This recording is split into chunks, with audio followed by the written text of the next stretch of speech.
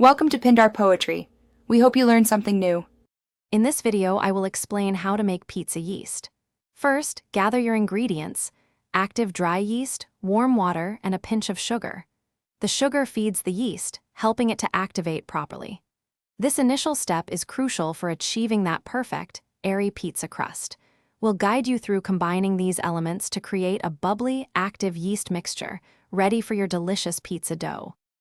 To activate your yeast, combine 1 teaspoon of sugar with 1/2 cup of warm water, ideally between 105 and 115 degrees Fahrenheit.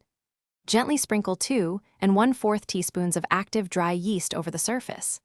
Allow this mixture to sit undisturbed for 5 to 10 minutes. You'll know it's ready when a thick, foamy layer forms on top, indicating the yeast is alive and active for your pizza dough. Once your yeast is bubbly and active, it's time to combine it with the dry ingredients. In a large bowl, mix the activated yeast solution with 2 1/2 cups of all-purpose flour. Incorporate 1 teaspoon of salt and 2 tablespoons of olive oil.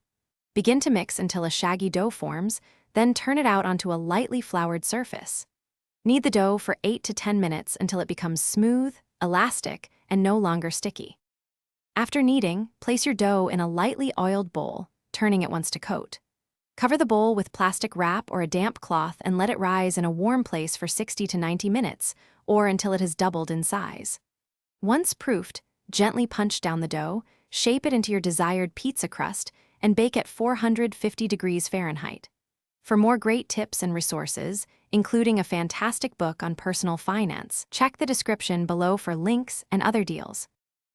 Thanks for watching. Consider subscribing if we helped you.